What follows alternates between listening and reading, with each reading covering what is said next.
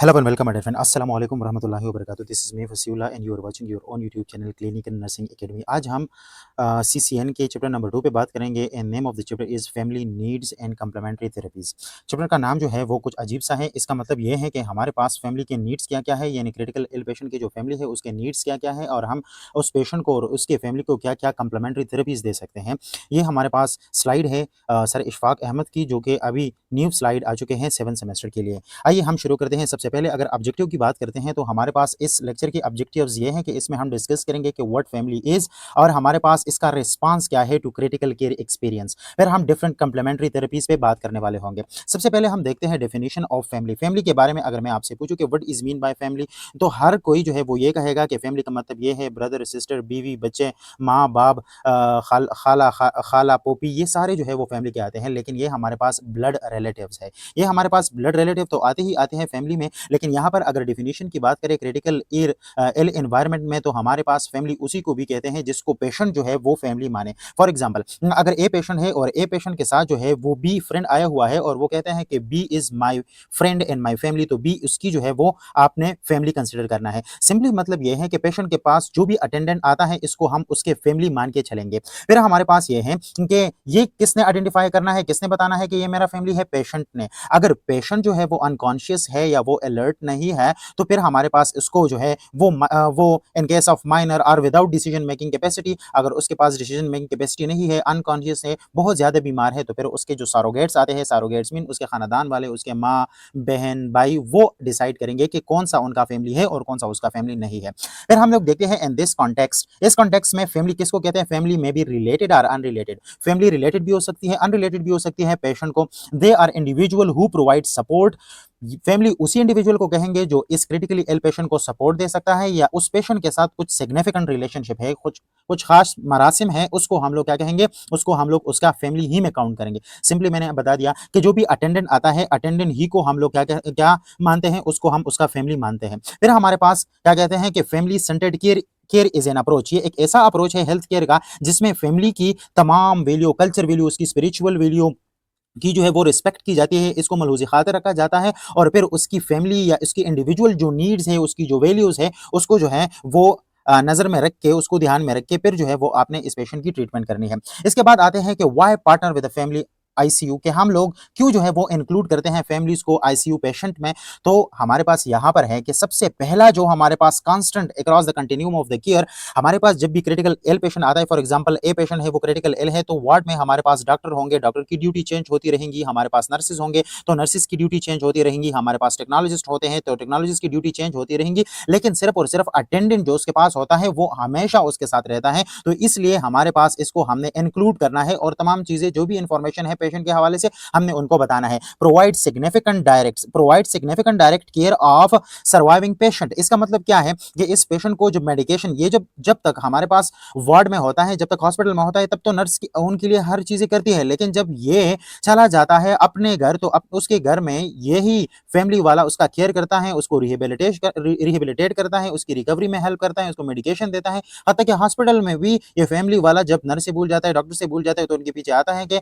मेरे मरीज को ड्रिप लगाना है, मेरे मरीज को जो है वो आपने इंजेक्शन लगानी है, मेरे मरीज को दवाई देनी है। तो इस तरीके से ये सबसे पहले इनसिग्निफिकेंट डायरेक्ट केयर जो देते हैं वो फैमिली वाले होते हैं। इसके बाद हमारे पास फैमिली वाले ही जब सबसे ज्यादा सफर होते हैं जब कोई उसके लव वन क्रिटिकल कंडीशन में चला जाता है, क्रिटिकल एल कंडीशन में चला जाता है। तो इस वजह से इन तीनों वजूहात के बिना पर हम लोग फैमिली को आईसीयू केयर में इंक्लूड करते हैं। फिर हमारे पास क्या आते हैं कि हमने फैमिली की नीड को आइडेंटिफाई करना है कि फैमिली तो हमने इंक्लूड किया, लेकिन फैमिली की नीड्स क्या है। कोई भी किसी भी फैमिली का एक मेंबर जो है वो अगर क्रिटिकल इल है तो इसके फैमिली को क्या क्या नीड्स है, तो इसके नीड आइडेंटिफाई किए हैं नंसी मोल्टर ने 1979 में जो है वो 5 नीड्स आइडेंटिफाई किए हुए हैं। तो ये हमारे पास यहाँ पर जो 5 नीड्स दिए गए हैं, ये हमारे पास ये पांचवा हमारे पास ये बिल्कुल नंसी ने आइडेंटिफाई ही नहीं किया, और ये जो दो नीड्स हैं, ये दो नीड्स एक ही नीड में आते हैं। मैं नंसी की जो है वो बेसिक और जो उसकी एक्चुअल नीड जो उन्होंने आइडेंटिफाई की है वो मैंने अगले स्लाइड में आपके लिए डाल रखी है। सबसे पहले हमारे पास क्या है, सबसे पहले हमारे पास फैमिली की नीड ये है कि वो एश्योरेंस, कि उसको एश्योरेंस होना चाहिए, यानी जो इसका क्रिटिकल इल पेशेंट है फैमिली वालों को ये अश्योर होना चाहिए कि इसको जो भी ट्रीटमेंट दी जा रही है वो सही दी जा रही है और वो इंप्रूवमेंट की तरफ बढ़ रहा है। दूसरी हमारे पास उसको हर तरीके से इंफॉर्मेशन होना चाहिए कि अभी पेशेंट को क्या दिया जा रहा है, किस लिए दिया जा रहा है, क्या-क्या प्रोसीजर हो रही है, कौन सी चीज़ हो चुकी है। यानी जब भी राउंड्स होते हैं, जब भी डॉक्टर राउंड करते हैं, नर्स राउंड करते हैं तो अटेंडेंट का होना लाज़मी है। तीसरा हमारे पास प्रोक्सिमिटी, प्रोक्सिमिटी का मतलब ये है कि अटेंडेंट मरीज़ के पास ही होना चाहिए, यानी इसका क्लोज़ होना चाहिए। चौथा हमारे पास ये है कि उसको वहाँ पर फैमिली को भी कंफर्ट होना चाहिए, यानी फैमिली हमारे पास फैमिली के साथ डॉक्टर लोग या हेल्थ केयर स्टाफ जितने भी है, टेक्नीशियन है, नर्स है, उन्होंने उसके साथ जो है वो बड़ी हम्बल तरीके से पेश होना है, मीन्स उसको कंफर्ट देना है, फर्नीचर के हवाले से भी, साइकोलॉजिकल भी और मेंटल भी। फिर हमारे पास उसको हमने सपोर्ट भी देना है। सपोर्ट किस वजह से देना है? क्योंकि उसका एक मेंबर बीमार है तो वो साइकोलॉजिकल क्राइसिस में जा सकता है, वो हमारे पास physiological and spiritual and emotional crisis में जा सकता है। तो हमने जो है वो उनको क्या करना है, उनको हमने सपोर्ट भी देना है। तो हमारे पास पिछले स्लाइड की तरफ जाते हैं तो यहाँ पर अगर देखें तो ये हमारे पास give hope and feel that the hospital staff care for the patient, ये हमारे पास एश्योरेंस की कैटेगरी में आता है। दूसरा हमारे पास बी नियर द हॉस्पिटल, ये हमारे पास प्रोक्सिमिटी की कैटेगरी में आता है। Be informed of any change in the patient status, ये हमारे पास इंफॉर्मेशन की कैटेगरी में आता है। नो द स्टाफ, ये बिल्कुल बेसिक नीड है ही नहीं हमारे पास फैमिली नीड का। तो अगर हम जो है वो उसको आइडेंटिफाई करें और उसको जो है हम समझने की कोशिश करें, किस तरीके से हम याद रख सकते हैं कि जो नंसी मोल्टर ने जो है वो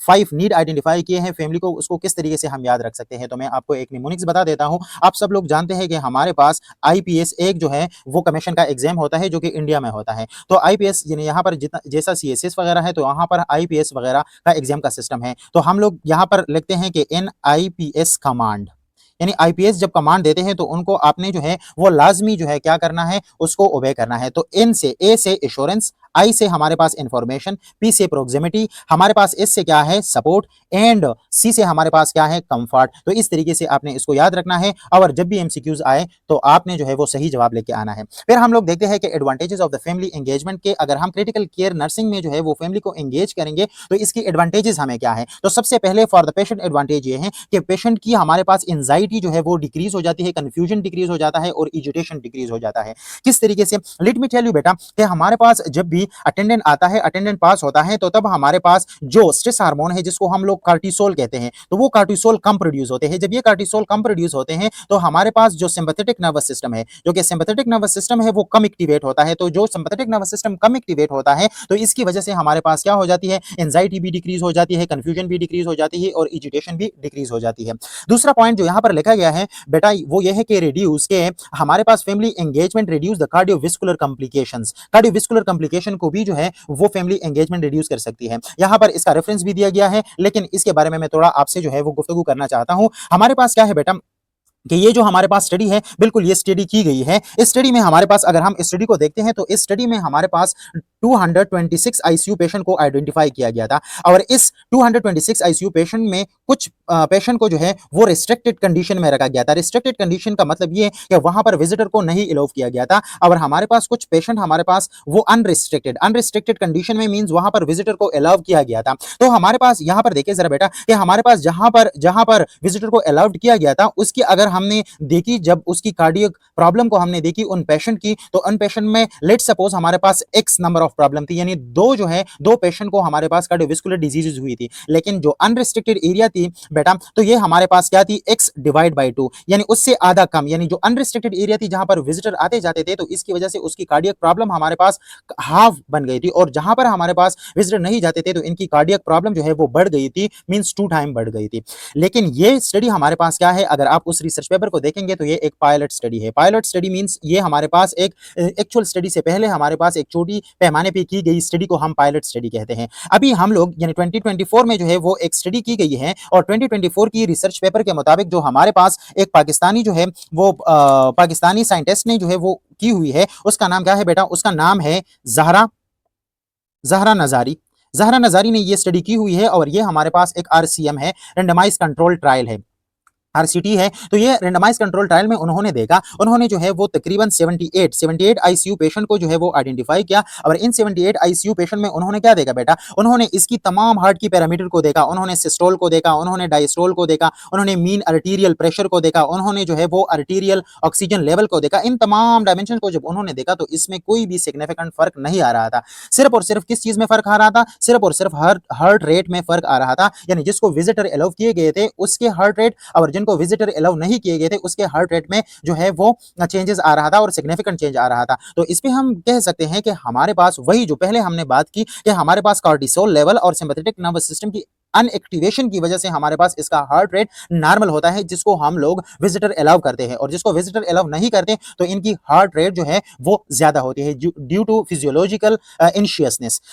फिर हमारे पास देखते हैं, हमारे पास दूसरा क्या है, फिर हम देखते हैं कि इसके पेशेंट को विजिटर अलाउ करने में और फैमिली के एंगेजमेंट से आईसीयू में उसका जो है वो स्टे भी कम हो जाता है। क्यों स्टे उसका कम हो जाता है बेटा, वो इसलिए क्योंकि इसकी रिकवरी फास्ट होती है, उसको फिजियोलॉजिकल जो हमारे पास स्ट्रेसेस होते हैं वो हमारे पास उसके कम हो जाती है और इसकी रिकवरी हमारे पास क्या हो जाती है बेटा, वो हमारे पास फास्ट हो जाती है। फिर हम लोग देखते हैं कि make the patient feel comfortable, वो कंफर्टेबल फील करता है और सिक्योर फील करता है। और इसके अलावा हमारे पास पेशेंट की सेटिस्फेक्शन भी जो है वो बढ़ जाती है, उनका एतमाद भी नर्सिस पे डॉक्टर पे बढ़ जाता है क्योंकि अटेंडेंट तो इनका पास होता है। फिर हमारे पास इन प्रोमोट क्वालिटी एंड सेफ्टी, और इसकी वजह से हम उसकी क्वालिटी एंड सेफ्टी को भी प्रमोट कर सकते हैं। फिर हमारे पास हम एंगेजिंग द फैमिली, हम किस तरीके से जो है वो फैमिली को एंगेज करेंगे, तो सबसे पहली बात ये आती है कि हमने उसको एजुकेट करना है। जो भी प्रोसीजर हम करने वाले हैं, जब हम कर रहे हैं, जो हम कर चुके हैं, तमाम के बारे में जो है वो अटेंडेंट को पता होना चाहिए, व्हाट टू एक्सपेक्ट, और वो आपसे क्या एक्सपेक्ट कर रहे हैं उनको उसी के मुताबिक जो है वो आपने एजुकेट करना है। और फैमिली का रोल, फैमिली का रोल हमारे पास क्या है कि जो अटेंडेंट उनके पास है तो उनका क्या रोल है,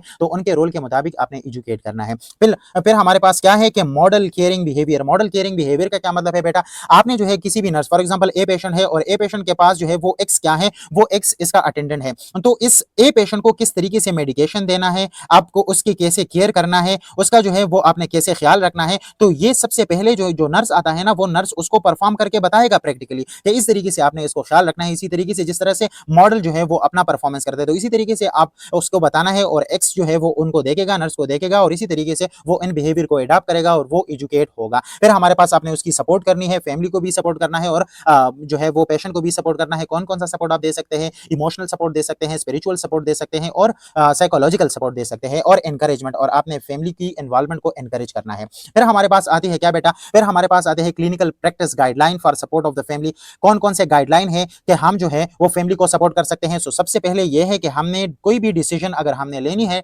डॉक्टर ने लेनी है, नर्स ने लेनी है, तो फैमिली के इन्वॉल्वमेंट उसमें जरूर होना चाहिए। दूसरी बात यह है कि early and repeated care conferences के मुख्तलिफ कॉन्फ्रेंसेज जो है वो आपने जो है वो उसको थ्रो करने हैं और मुख्तलिफ कॉन्फ्रेंसेज जो है वो आपने करने हैं ताकि पेशेंट की जो अटेंडेंट है वो पेशेंट के केयर में कोई कसर ना छोड़े, कोई कमी ना छोड़े। ऑनरिंग द कल्चर रिक्वेस्ट, जो भी कल्चर है, ख्वाह वो पश्तून सोसाइटी से आया हुआ है, ख्वाह वो क्रिश्चियन सोसाइटी से आया हुआ है, ख्वाह पंजाबी सोसाइटी से आया हुआ है, तो इसके अपने कल्चर नॉर्म्स होंगे, कल्चर प्रैक्टिसेस होंगे। तो इन तमाम कल्चर प्रैक्टिसेस को और इन तमाम कल्चर नॉर्म्स को आपने रिस्पेक्ट करना है और इसी के मुताबिक आपने उसकी ट्रीटमेंट बतानी है। ऐसा नहीं कहना है कि जो भी किसी का भी अपना कल्चर प्रैक्टिस है आप कहेंगे कि नहीं ये आपने गलत लिखा है। फॉर एग्जांपल अगर कोई ए पेशेंट आता है हॉस्पिटल में और उन्होंने तावीज वगैरह पहनी हुई है, और नर्स वगैरह आते हैं क्योंकि वो तावीज़ पे बिलीव करता है, ये हमारे पास कल्चर है जो गाँव के रूरल कल्चर ये है, तो वहाँ पर अगर आप कहते हैं कि नहीं तावीज़ से तो कुछ नहीं होता या नमाज़ वगैरह से तो कुछ नहीं होता, दुआ वगैरह से तो कुछ नहीं होता, तो ये उनकी कल्चर की अगेंस्ट आप जा रहे हैं, वो आपसे फिर ट्रीटमेंट भी नहीं लेगा, हेसिटेट होगा। तो आपने बिल्कुल भी ऐसा नहीं करना, उसकी कल्चर की आपने जो है वो रिस्पेक्ट करनी है। स्पिरिचुअल सपोर्ट भी देना है। स्पिरिचुअल सपोर्ट का क्या मतलब है कि इसको इमोशनल सपोर्ट देना है, यानी जिससे उसका दिल मुतमईन होता है उसी तरीके से आपने सपोर्ट। अगर कोई मुसलमान है तो उसको आपने बताना है कि आप दुआ कीजिएगा, उनके लिए प्रे करने को अलाउ कीजिएगा, नमाज पढ़ने के लिए अलाउ कीजिएगा, तो ये इसका स्पिरिचुअल सपोर्ट है। Family presence at round, family का प्रेजेंस होना चाहिए राउंड में भी एंड ड्यूरिंग रिससिटेशन। अगर पेशेंट क्रिटिकल कंडीशन में चला जाए तो इस सीपीआर देते वक्त भी आपने जो है वो पेशेंट की अटेंडेंट की मौजूदगी लाजमी है। फिर हमने जो है वो अगर कोई खुदा न ख्वास्ता मर गया है तो मरने से पहले, मरने के दौरान और मरने के बाद जो है वो फैमिली को आपने सपोर्ट करना है, आपने उसको कंसोल करना है। इसके बाद आते हैं कंप्लीमेंट्री एंड अल्टरनेटिव मेडिसिन पे। कंप्लीमेंट्री एंड अल्टरनेटिव मेडिसिन क्या है बेटा, सबसे पहले तो हमारे पास क्या है, सबसे पहले तो हमारे पास कन्वेंशनल मेडिसिन आते हैं। कन्वेंशनल मेडिसिन का मतलब यह है बेटा, जो हमारे पास मेडिकल डॉक्टर होते हैं जो वो दवाइयां प्रिस्क्राइब करते हैं किसी भी पेशेंट को, तो इसको हम लोग कन्वेंशनल मेडिसिन कहते हैं। लेकिन जब उसके अलावा भी मुख्तलिफ जो है वो प्रैक्टिसेस होते जा रहे हैं। फॉर एग्जाम्पल यहाँ पर एलोपैथी एक प्रैक्टिस की जा रही है, हेमोपैथी एक प्रैक्टिस की जा रही है, लेकिन इसके अलावा लोग जो है वो दम भी करते हैं, लोग जो है वो मुख्तलिफ और लोगों के पास भी जाते हैं, मालिश वगैरह या मसाज वगैरह की थेरेपी भी लेते हैं, तो वो हमारे पास अल्टरनेटिव थेरेपी में आते हैं। तो हमारे पास अगर इन conventional therapy and alternative therapy को कंबाइन किया जाता है तो इसको हम लोग क्या कहते हैं, कंप्लीमेंट्री एंड अल्टरनेटिव मेडिसिन। फिर हम लोग देखते हैं कि हमारे पास मेजर डोमेन क्या है कंप्लीमेंट्री एंड अल्टरनेटिव मेडिसिन का। तो इसमें बायोलॉजिकल बेस्ड प्रैक्टिसेस हो सकते हैं, एनर्जी बेस्ड प्रैक्टिसेस हो सकते हैं। एनर्जी बेस्ड प्रैक्टिसेस का मतलब क्या है? एनर्जी मेडिसिन का यही मतलब है कि जब हम लोग बीमार होते हैं तो किसी जो है वो पीर के पास, किसी मुल्ला के पास या किसी कारी के पास जाते हैं, वो हमें दम करता है और हमें जो है वो थेरेप्यूटिक टच करते हैं, तो हमें ऐसा लगता है कि हम ठीक होने वाले हैं, तो ये हमारे पास एनर्जी मेडिसिन है। या हमारे पास manipulative and body based practices है। Manipulative and body based practices ये हमारे पास हिप्नोथेरेपिक्स है। हिप्नोथेरेपिक्स का मतलब क्या है? हिप्नोथेरेपिक्स का मतलब ये है, आगे जो है स्लाइड में मैं आपको डिटेल के साथ समझाऊंगा भी। हिप्नोथेरेपिक्स ये हमारे पास ऐसा है कि किसी ने जो है वो किसी मर्ज के लिए जो है वो एक मेंटल पिक्चर बनाई हुई होती है और इस मेंटल पिक्चर के मुताबिक जो है वो उसके फिजियोलॉजिकल कंडीशंस जो है वो होते हैं। तो इसी को अगर आप जो है वो खत्म करेंगे और उसको पॉजिटिव पिक्चर उसके माइंड में डालेंगे, तो ये हमारे पास क्या है? मैनिपुलेटिव एंड बॉडी प्रैक्टिसेस है। फिर माइंड बॉडी मेडिसिन है। माइंड बॉडी मेडिसिन जो है वो आप सब लोग जानते हैं, जिसको हम लोग एज ए मुस्लिम जो है वो मुराकबा कहते हैं, जिसको हम फोकस के साथ जो है अपने रूह को देखते हैं, अपने माइंड को देखते हैं। या टाई ची है या योगा है, मेडिटेशन है, ये सब प्रैक्टिसेस हमारे पास किस में आते हैं? ये माइंड बॉडी मेडिसिन में आते हैं। इसके बाद हम लोग देखते हैं कि पॉपुलर कंप्लीमेंट्री ट्रीटमेंट क्या है। सबसे पहले हमारे पास एरोमा थेरेपी है। एरोमा थेरेपी हमारे पास क्या है? एरोमा थेरेपी हम ये है कि हम थेरेपी करते हैं थ्रू थ्रू स्मेल। हम लोग उसको जो है वो कोई भी जो है वो कोई भी चीज स्मेल कराते हैं और स्मेल कराने से जो है वो उसकी बॉडी ठीक हो जाती है। आप भी हैरान होंगे कि एरोमा थेरेपी की वजह से भी जो है वो कैसे लोग ठीक हो जाते हैं। ये एरोमा थेरेपी हम घरों में भी प्रैक्टिस करते हैं। जब आप लोगों की नाक बंद हो जाती है, जब नोज ऑब्स्ट्रक्शन हो जाती है, तो आप लोग क्या करते हैं? तो आप लोग वैक्स को, हमारे पास वैक्स को स्मेल नहीं करते, तो ये जो आप वैक्स को स्मेल करते हैं, ये वैक्स को स्मेल करना हमारे पास असल में एरोमा थेरेपी है। इसी तरीके से मुख्तलिफ लोग जो है वो ऑयल्स को जो है वो क्या करते हैं, उसकी ऑर्डर लेते हैं, उसको स्मेल करते हैं। तो तब हमारे पास इसमें अगर हम उसकी साइंस की बात करें कि किस तरीके से ये मेडिसिन, ये थेरेपी एक्ट करती है, तो इस तरीके से करती है कि कोई भी प्लेजेंट स्मेल उसके बॉडी में जाती है तो इसकी प्लेजेंट ये हमारे पास ओल्फैक्टरी नर्व, जो ओल्फैक्टरी नर्व है उसको डिटेक्ट करती है। और ओल्फैक्टरी नर्व हमारे पास जो लिम्बिक सिस्टम है, वो उस लिम्बिक सिस्टम को हमारे पास क्या करती है? एक्टिवेट करती है। और फिर हमारे पास जो लिम्बिक सिस्टम किस चीज को रेगुलेट करती है? ये हमारे पास इमोशनल बीइंग को रेगुलेट करती है। और इमोशनल बीइंग जब रेगुलेट होता है तो लिम्बिक सिस्टम जब एक्टिवेट होता है तो हम लोग इमोशनली स्टेबल हो जाते हैं।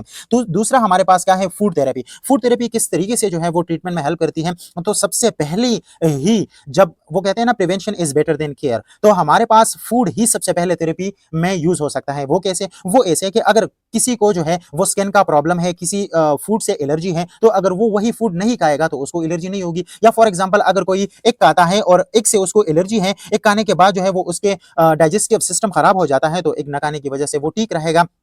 इसी तरीके से यहाँ पर अगर आप देखें तो लिखा गया है कि based on the believe that many disorder based on allergies, यानी मुख्तलिफ जो है मुख्तलिफ फूड के खाने से मुख्तलिफ एलर्जीज होते हैं, कि हम उस फूड को अवॉइड करें तो हमें एनर्जी नहीं होगा, हम सेफ रहेंगे। तो ये भी एक टाइप ऑफ ट्रीटमेंट है। या हमारे पास नेचुरोपैथ टेस्ट एक की जाती है, इसमें हम फूड एलर्जी को टेस्ट करते हैं। जब हम फूड एलर्जी को टेस्ट करते हैं तो हम अल्टरनेटिव फूड ले लेते हैं और अल्टरनेटिव फूड की वजह से हमें एलर्जी नहीं होगी और हम जो है वो सही सलामत रहते हैं, हम हेल्थी रहते हैं। फिर हमारे पास आते हैं इसमें हिप्नोसिस। और हिप्नोसिस हमारे पास क्या है? हिप्नोसिस एक मैनिपुलेटिव टेक्निक है। हिप्नोसिस की अगर हम बात करें, मैं आपसे इसमें जो है वो जरा डिटेल में बात करना चाहता हूं। वो हमारे पास हिप्नोसिस क्या है? हिप्नोसिस ट्रांस, हमारे पास इसको हम लोग हिप्नोथेरेपी भी कहते हैं। हिप्नोथेरेपी, हिप्नोथेरेपी में क्या होता है बेटा? हमारे पास हम जो भी चीज करते हैं ना, हम जो भी चीज एक्सपीरियंस करते हैं, वो हमारे पास, अगर हम माइंड की बात करें तो माइंड में हमारे पास कौन सी है? एक होता है कॉन्शियस माइंड, एक होता है कॉन्शियस माइंड और एक होता है सबकॉन्शियस माइंड।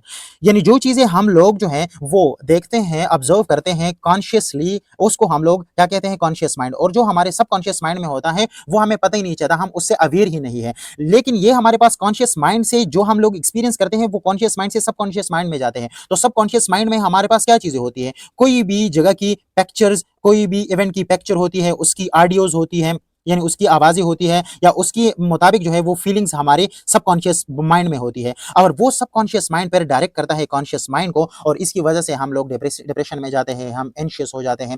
फॉर एग्जांपल क्या है? फॉर एग्जांपल हमने देखा, हमने जो है वो एक क्रिटिकल इल पेशेंट के साथ है और हमने देखा कि कोई क्रिटिकल इल पेशेंट है, उसको जो है वो मुख्तलिफ मशीनें लगी हुई है, मुख्तलिफ चीजें आ रही है, मुख्तलिफ मशीनों की आवाजें हो रही है। तो इसके लिए जो है वो हमने फिर उसको देखा था कि वो आईसीयू में मर गया था। तो ये पिक्चर आपके जहन में आया था, ये हमारे पास एक पिक्चर था, उसकी आवाज़ें भी आपने सुनी थी, तो इसके मुताबिक आपकी फीलिंग आते हैं, आप एंग्ज़ियस होते हैं। तो यही पिक्चर आपके सबकॉन्शियस माइंड में होती है। लेकिन हिप्नोटिक्स के ज़रिए से किस तरीके से इसको ट्रीट किया जाता है बेटा, इसको इस तरीके से ट्रीट किया जाता है क्योंकि ये सबकॉन्शियस माइंड हमारे पास ये इमेजिनेशन और रियलिटी में फ़र्क नहीं कर सकता। ये रियलिटी और इमेजिनेशन में बिल्कुल फ़र्क ही नहीं कर सकता। तो अगर हम इमेजिनेशन के ज़रिए से उसकी वो पिक्चर जो उन्होंने कभी बनाई थी अपनी एक्सपीरियंस से वो ब्लर करेंगे, उसकी वो साउंड ब्लर करेंगे, वो उसकी साउंड को म्यूट करेंगे और इसकी फीलिंग को रिलीज़ करने देंगे, तो तब हमारे पास एक न्यू पिक्चर जो है वो उनके ज़हन में बनेगा कि ये हमारे पास जो मशीनें यहाँ पर उसको पेशेंट को लगी हुई है, ये इसकी ट्रीटमेंट में उसकी हेल्प करती है, उसकी रिकवरी में हेल्प करता है और देखिए इस किस तरीके से ये रिकवर करता है। ये जो आवाज़ें आ रही है, ये ऐसी आवाज़ नहीं है कि मरने के करीब ले जा रही है, ये मरने से उसको बचाने ले जा रही है। तो इस तरीके से अगर हम उसके सबकॉन्शियस माइंड पे काम करेंगे, तो वो हमारे पास उसकी फीलिंग रिलीज़ होगी और वो एंग्ज़ियस नहीं होगा, वो हमारे पास क्या होगा, वो हमारे पास रिलैक्स होगा। वापस जाते हैं हमारे पास अपने स्लाइड की तरफ। फिर हमारे पास तीसरा हमारे पास क्या है, मसाज थेरेपी। मसाज थेरेपी में हम क्या करते हैं, हम मुख्तलिफ बॉडी के मसाज करते हैं और ये अभी बहुत कॉमन हुई है क्योंकि बहुत सारी जो है वो psychological conditions and psychological disorder आ चुकी हैं।